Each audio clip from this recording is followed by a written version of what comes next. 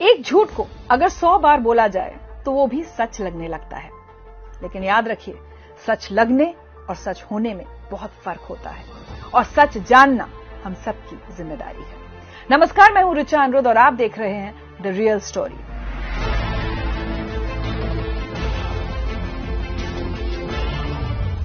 और आज हम जानेंगे कि देश में कैसे एक आधारहीन मुद्दे को खड़ा किया जाता है। उस पर इकोसिस्टम के सारे पुर्जे, जिसमें विदेशी मीडिया, विदेशों में बैठी अलग अलग मुद्दों पर रैंकिंग करने वाली संस्थाएं, सोशल मीडिया में इन्फ्लुएंसर्स का एक तबका और देश की मीडिया के चंद लोग शामिल हैं। ये सब एक साथ एक मुद्दे पर शोर मचाना शुरू कर देते हैं और जब निर्णायक तौर पर इन मुद्दों का झूठ सामने आता है तो पूरा सिस्टम एकदम से शांत हो जाता है। लेकिन एक आधारहीन मुद्दे पर देश का समय बर्बाद करने के लिए ना तो उन्हें कोई ग्लानि होती है, ना कोई शर्म, बल्कि ये लॉबी फिर से एक नया फेक नैरेटिव फैलाने में जुट जाती है। इस तरह के कई उदाहरण हैं, जिसमें पहले तो झूठे मुद्दों को काफी तूल दिया गया और जब बाद में सच्चाई सामने आई तो उसे ठंडे बस्ते में डाल दिया गया। पहला उदाहरण, बीबीसी और उसकी कर चोरी का समर्थन। बीबीसी का मुद्दा याद है आपको? ये विशेष इकोसिस्टम अपने एजेंडे में इतना नीचे गिर गया था कि उन्होंने एक विदेशी संगठन द्वारा की गई आयकर चोरी को भी अनदेखा कर दिया। जब बीबीसी के कार्यालय में इनकम टैक्स द्वारा कर चोरी के संदर्भ में सर्वे किया जा रहा था तो इस इकोसिस्टम के लोगों ने इसका भी विरोध किया। इस कार्रवाई को अभिव्यक्ति की स्वतंत्रता के खिलाफ बताया गया। हद तो तब हो गई जब व्हाइट हाउस में भी इस पर सवाल पूछा गया, जबकि बीबीसी ने खुद बाद में 40 करोड़ रुपए की कर चोरी को स्वीकार किया। हद है, इस इकोसिस्टम ने कर चोरी पर हुई कार्रवाई को बेवजह 2002 दंगों पर बनी बीबीसी डॉक्यूमेंट्री से जोड़ा। एक ऐसी डॉक्यूमेंट्री जो भारत के सुप्रीम कोर्ट के फैसले के बावजूद तथ्यों के साथ खिलवाड़ करते हुए बनी थी। वैसे ये अकेला उदाहरण तो है नहीं। अब दूसरा देखिए, एक मुद्दा और याद होगा आपको, पेगासस। जब पेगासस प्रोजेक्ट की एक रिपोर्ट को आधार बनाकर भारत की पूरी सिक्योरिटी और इंटेलिजेंस सिस्टम को बदनाम और कमजोर करने में जुड़ गया था ये इकोसिस्टम। दावा यह किया गया कि देश भर में सैकड़ों फोन सरकार टैप करवा रही है। जब सुप्रीम कोर्ट की कमेटी ने कहा कि हम एक पारदर्शी इन्वेस्टिगेशन करेंगे, आप हमें अपने फोन दीजिए, तो कुल मिलाकर सिर्फ 29 लोग अपना फोन लेकर पहुंचे और उनमें से एक में भी पेगासस नहीं निकला। लेकिन तब तक देश विदेश में हंगामा किया गया, संसद नहीं चलने दी गई, भारत को बदनाम किया गया। यहां तक कि कांग्रेस नेता राहुल गांधी जी ने विदेश की धरती पर जाकर यह कह दिया कि उनके फोन में भी पेगासस है।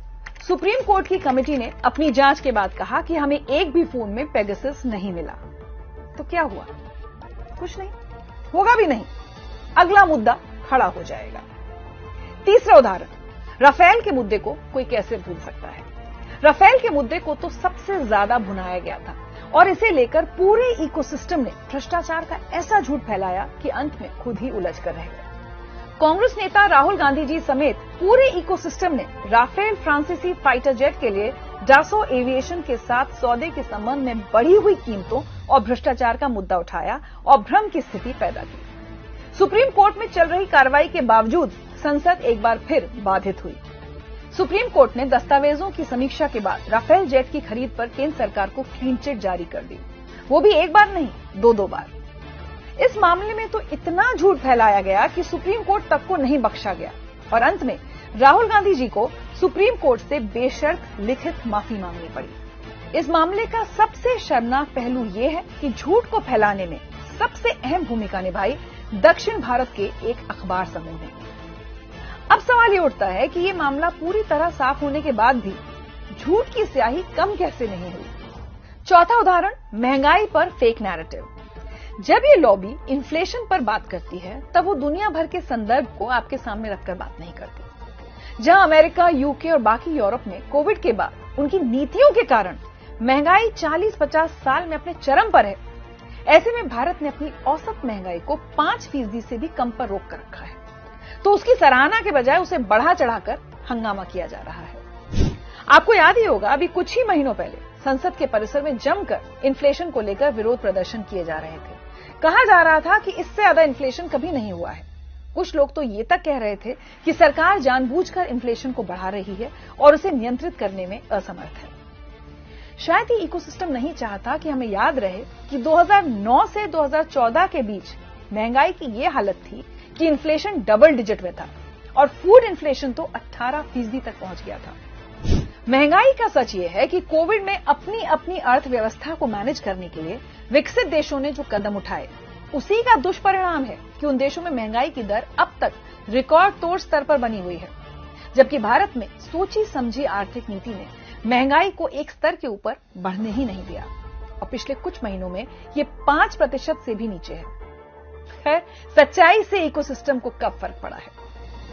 5वां उदाहरण है, किसी तरह बेरोजगारी का भ्रम फैलाकर नौजवानों को भटकाया गया। एक भ्रामक प्रचार रोजगार के बारे में फैलाया जाता है, वो ये है कि पिछले कुछ सालों में युवाओं के लिए रोजगार के नए अवसर नहीं आ रहे। चलिए देखते हैं 2 मुख्य आंकड़े। उद्यम पोर्टल के अनुसार 2017 से 2023 के बीच सिर्फ एमएसएमई सेक्टर में ही 6.5 करोड़ से ज्यादा लोगों को रोजगार दिया गया है।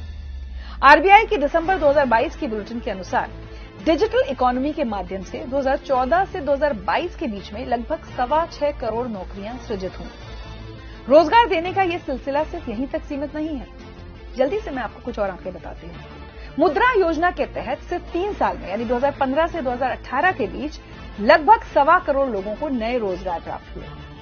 2018 से 2023 के बीच उसी अनुपात में मुद्रा योजना ने और भी रोजगार सृजित किए हैं।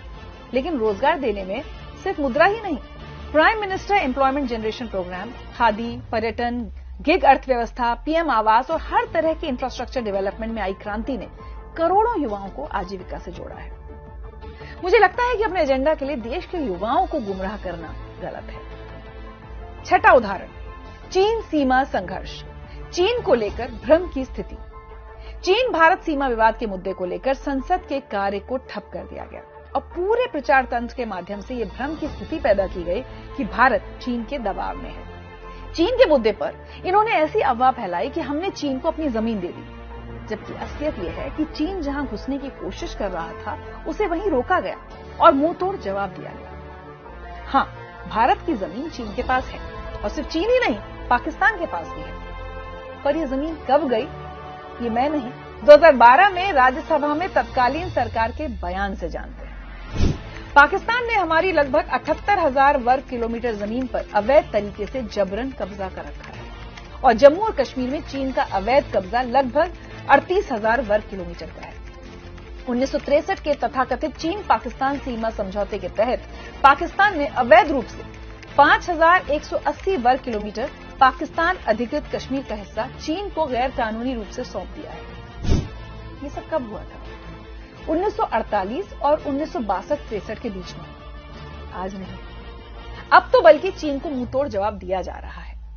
जब सोशल मीडिया पर भारत के लोगों ने ही इकोसिस्टम के इस झूठ का भी पर्दाफाश कर दिया, तो ये लॉबी फिर नए मुद्दे की तलाश में लग गई। अब 7वां उदाहरण, सेंट्रल विस्टा। जब सेंट्रल विस्टा प्रोजेक्ट की बात उठी, तब इस इकोसिस्टम ने कहा था कि ये प्रोजेक्ट इंडिया गेट के पास के बगीचों की हरियाली को समाप्त कर देगा और इंडिया गेट के महत्व को समाप्त कर देगा। सवाल उठने लगे कि सरकार को सेंट्रल विस्टा बनाने के लिए मंजूरी कैसे मिली, और ये सुप्रीम कोर्ट में एक बार नहीं, बार बार गए और अंततः सुप्रीम कोर्ट को उन्हें फटकार लगानी पड़ी। और आज जब रीडेवलप्ड सेंट्रल विस्टा नजर आता है, तो इनमें से कोई नहीं कहता कि हम गलत थे और हम बिना मतलब के हंगामा कर रहे थे।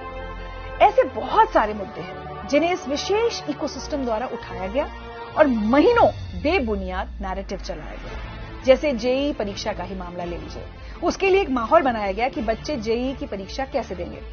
फिर नीट को लेकर यह चलाया गया कि सरकार बच्चों के साथ गलत कर रही है और सुप्रीम कोर्ट तक ये मामला ले जाया गया।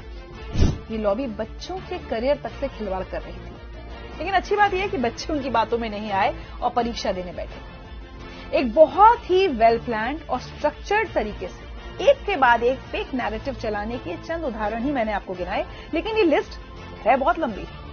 तो मेरा सवाल आप सबसे यह है कि इस इकोसिस्टम की सच्चाई जानने के बाद हमें क्या करना चाहिए। मुझे लगता है कि हमें सिर्फ इतना करना है कि अगली बार जब ये लॉबी ऐसा कोई मुद्दा उठाकर हंगामा करे, तो हम तुरंत उनके झूठे नैरेटिव पर भरोसा करने के बजाय खुद सच जानने की कोशिश करें। समय आ गया है कि देश में झूठ फैलाने वालों की जवाबदेही और जिम्मेदारी तय की जाए। आप इस बारे में क्या राय रखते हैं, ये बताने के लिए आप हमें ईमेल कर सकते हैं। ऐसे ही एक और अहम मुद्दे की रियल स्टोरी लेकर जल्द ही आपसे वापस मिलूंगी। तब तक अपना ख्याल रखिए।